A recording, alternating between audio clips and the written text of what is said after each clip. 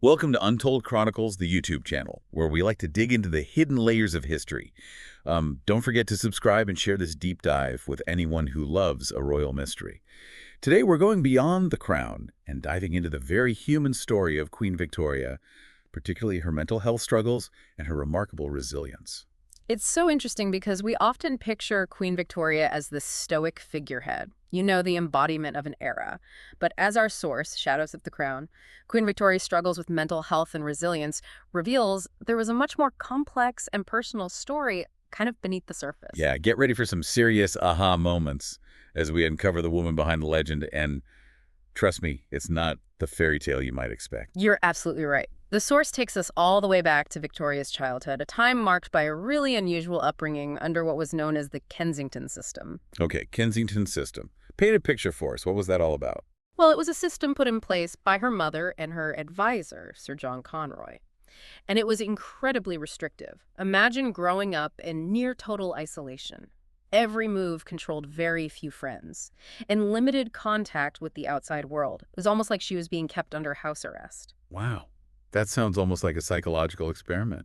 And to think this was the Queen of England's childhood. So how did this impact young Victoria? Well, the source suggests that this isolation was a breeding ground for the anxieties and depressive tendencies that would plague her later in life.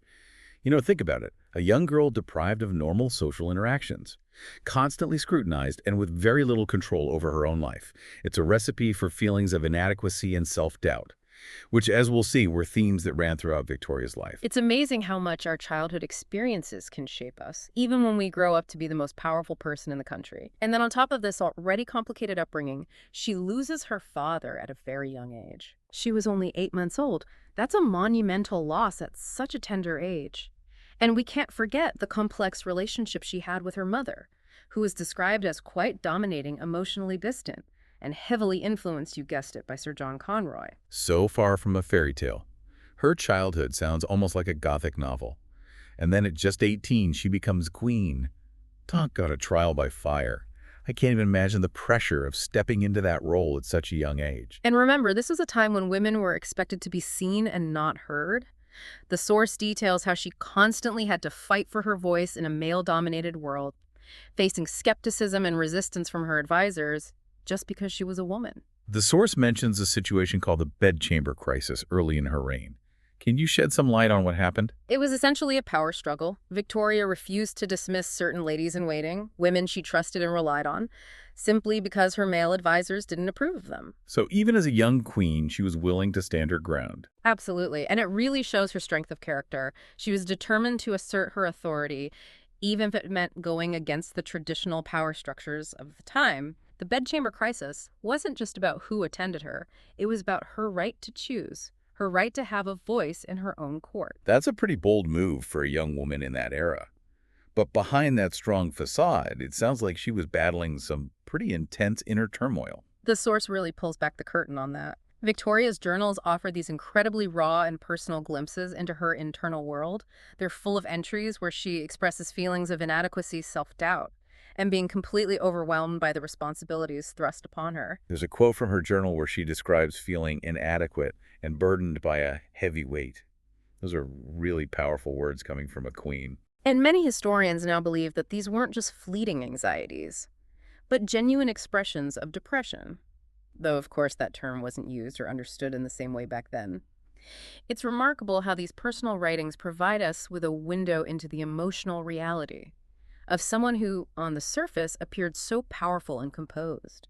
It's a good reminder that appearances can be deceiving, and that even those in the most powerful positions can struggle with their mental health. And it's crucial to remember the context here. We're talking about the Victorian era, a time when mental health was shrouded in stigma and misunderstanding. It makes you wonder how isolating it must have been to experience these intense emotions without the language or the support systems we have today.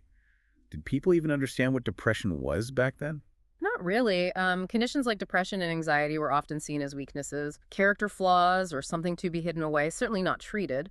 The medical understanding was limited, and the social stigma was immense. So Victoria was essentially dealing with this internal struggle, in secret, while also trying to rule an empire. It's heartbreaking to think about. And then comes what is perhaps the most defining moment in her life, the death of her beloved Prince Albert in 1861. Their love story was legendary, a true partnership. Albert wasn't just Victoria's husband, he was her confidant, her advisor, her intellectual equal, her rock. His death was a devastating blow, both personally and politically. The source really paints a picture of the profound impact this had on her. She withdrew from public life, earning the nickname the Widow of Windsor, and famously wore black for the rest of her life. Her mourning was more than just wearing black. She kept Albert's rooms untouched, withdrew from social events, and even had his clothes laid out for him every day, as if he were still alive. It was a profound and very public expression of grief. That lasted for decades. From a modern perspective, some interpret her prolonged mourning and withdrawal as a sign of what we now call complicated grief or even major depressive disorder. It's certainly possible. Complicated grief goes beyond normal grieving. It's when the feelings of loss are so intense and long-lasting that they interfere with your ability to function in daily life. And Victoria's writings from this period reveal intense emotional pain, a sense of hopelessness, and a real difficulty engaging in her role as queen. It's fascinating how her personal grief became a cultural phenomenon. The source mentions how Victoria's mourning practices actually influenced the entire Victorian society. It's true, people emulated her, from the clothes they wore to the elaborate funeral rituals they adopted. Death and mourning became almost fashionable, and this obsession with mourning etiquette in some ways reflected a society, grappling with its own anxieties about mortality and the rapid changes of the industrial era. So in a way, Victoria's grief, as public as it was, also mirrored the emotional landscape of the Victorian era. But in the midst of all of this, the source points out a few key relationships that offered her some solace. One of the most intriguing, and definitely the most controversial, was her bond with John Groan, a Scottish servant who became her close confidant and companion. Yeah, the source describes him as a rough diamond with a forthright manner, which I guess was quite a contrast to the stuffy formality of the court. Absolutely. Brown was outspoken, fiercely loyal, and utterly devoted to Victoria. Their relationship raised eyebrows because he was a commoner, and there were rumors of a romantic connection, which of course was scandalous for a queen. So is there any fire behind all that smoke? Was their relationship truly romantic? Well, that's the million-dollar question that historians still debate. The evidence is inconclusive. What we do know is that Brown provided Victoria with a level of comfort, support, and genuine companionship she desperately needed after Albert's death. He treated her as a person, not just a queen. And that was probably incredibly refreshing for her. And in a time when emotional expression was so restrictive, especially for women, that kind of connection must have been incredibly valuable. Exactly. It's a testament to Victoria's need for authentic connection, even if it meant defying social conventions and facing public scrutiny. And speaking of seeking solace and connection, Victoria also found comfort in another form: letter writing. Yes. The source mentions how she was a prolific letter writer, corresponding with family, friends, and foreign leaders all across the globe. And these weren't just formal letters about politics or affairs of state. They were often deeply personal, filled with her anxieties, her fears, her joys, and her sorrows. She poured her heart out onto those pages. It's amazing how those letters give us another window into her private world. Yeah. The woman behind the crown, so to speak. They humanize her. They show us a Victoria who, despite her position and power, was still grappling with very human emotions, seeking understanding and connection just like anyone else. But all of this was happening against the backdrop of a society that didn't really understand or accept mental health challenges. Right. Victoria was living in a time when mental illness was poorly understood and often misdiagnosed. Treatments were rudimentary at best, and the stigma was immense. So while her journals offer us these raw, honest glimpses into her mental state, it's likely she couldn't even fully grasp what she was experiencing. A tragic irony. Here's a woman at the pinnacle of power, yet completely alone in her struggle with something that was so fundamentally human, and the secrecy surrounding mental health likely extended to her public image as well. Of course, imagine the pressure to maintain a facade of strength and stability, especially for a queen. Any hint of vulnerability could be seen as weakness, a threat to her authority, and potentially even fuel instability within the empire. But even with this pressure to conceal her struggles, they couldn't be entirely hidden, especially not after Albert's death. Exactly. Her prolonged mourning and withdrawal from public life fueled criticism. People accused her of neglecting her duties, of being out of touch with her people, and even of being a bad example for the nation. The source even mentions that her reclusiveness contributed to a rise in Republican sentiments, basically people questioning the monarchy's relevance and necessity in a modernizing world. It's a fascinating example of how personal struggles can have these unintended political consequences. Victoria's grief wasn't just a private matter, it became a public debate, a symbol of the changing relationship between the monarchy and the people. But the public reaction wasn't entirely negative, right? The source also points out that her grief resonated with many of her subjects, especially those who had experienced similar losses. Yes, there was this duality. While some saw her withdrawal as a sign of weakness, others connected with her vulnerability, her very human expression of grief, in a society that often demanded stoicism and emotional restraint. I guess it speaks to the power of authenticity, even in a time of such rigid social norms. Absolutely.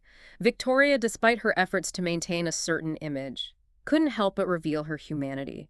And in doing so, she unintentionally sparked a conversation, albeit a limited one, about the nature of grief, the complexities of emotion, and the human face behind even the most powerful figures.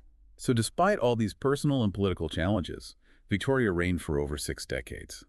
A pretty incredible feat considering everything she went through. It really is a testament to her resilience.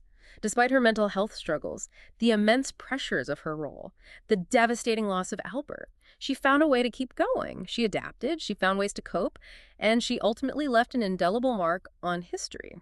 The source emphasizes that her mental health challenges didn't define her reign. Not at all. She oversaw a period of tremendous change and expansion for the British Empire. She navigated complex political landscapes, made shrewd alliances, and left a legacy that's still debated and discussed today.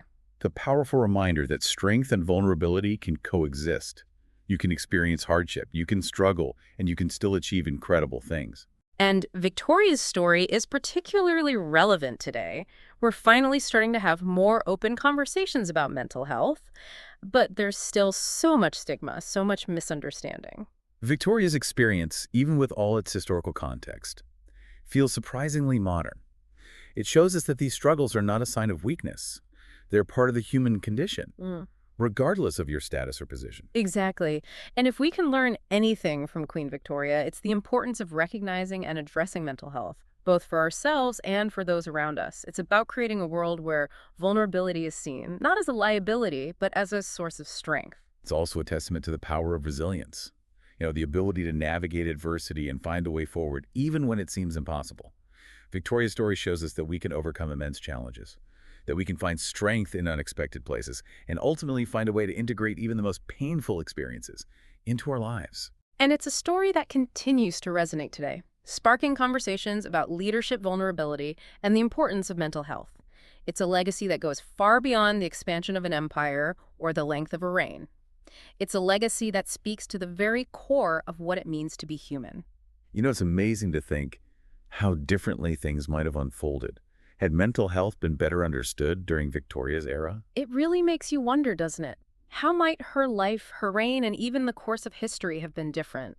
If she had access to the knowledge and the support systems we have today, would she have been able to rule differently? Would she have been able to experience joy more fully?